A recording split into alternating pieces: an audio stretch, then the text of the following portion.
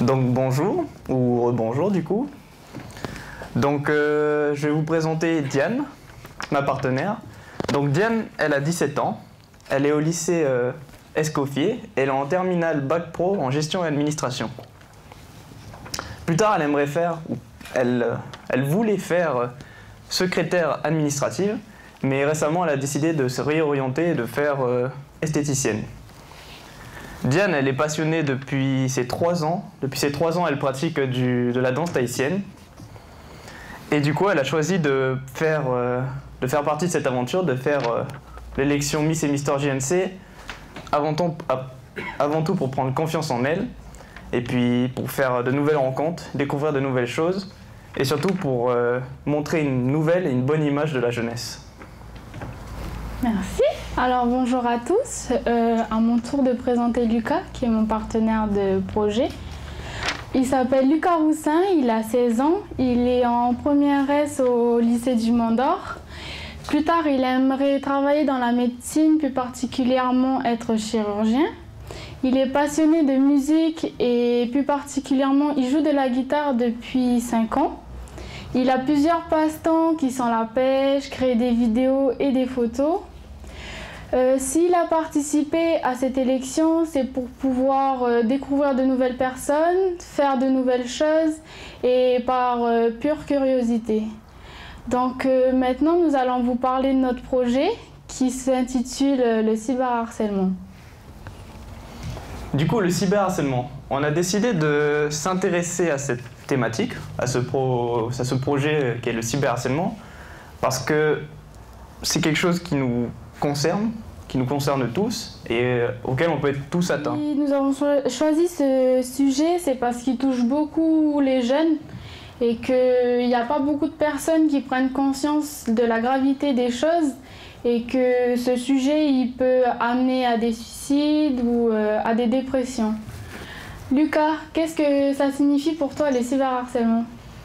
Alors le cyberharcèlement, c'est assez simple comme définition, c'est le harcèlement, comme on connaît le harcèlement moral, via Internet, via les réseaux sociaux. Il peut avoir plusieurs façons de s'exprimer plutôt, comme par exemple, ça peut être la création de faux profils, la diffusion de rumeurs, de fausses informations, ou encore, comme on connaît plus, l'envoi de messages d'insultes ou de messages péjoratifs. Nous espérons qu'avec ce projet, on pourra changer la vision des choses et qu'il pourra aboutir à beaucoup de choses et pouvoir améliorer la vision des choses sur ce projet. Nous espérons aussi par la suite réussir à rassembler plusieurs organismes, ou voire même pouvoir créer notre propre association qui aurait pour but de lutter contre justement le problème qui est le cyberharcèlement et ainsi pouvoir donner de l'aide à ceux qui en ont besoin.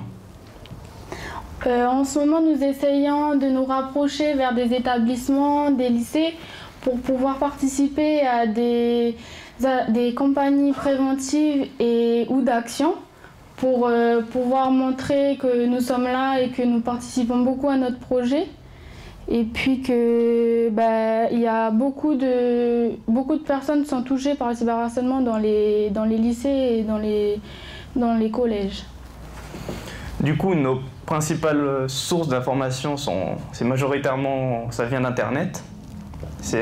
On regarde des recensements, on regarde ce qui se passe en France par exemple, vu que comme on l'a dit plus tôt, c'est que ici c'est quelque chose qui n'est pas très développé. D'où l'intérêt de choisir ce projet, de par la suite pouvoir faire quelque chose de plus gros ici en Calédonie.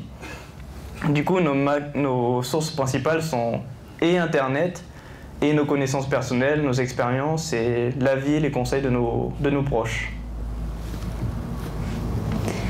Les acteurs qui sont principalement sur le projet, on va dire, c'est tout le monde en fait, ça concerne tout le monde.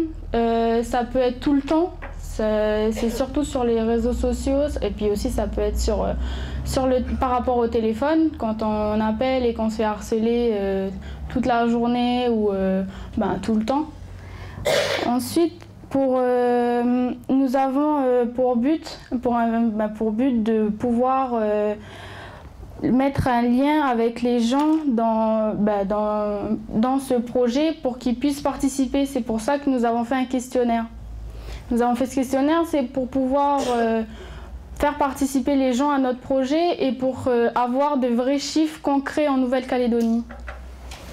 Du coup, notre questionnaire, on l'a commencé là, il n'y a pas longtemps, et on a récolté déjà à peu près 100 scrutins, si je puis dire.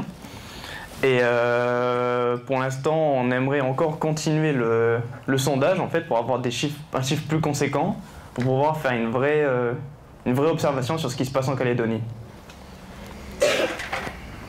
Ça y est, on a terminé. Merci. Merci.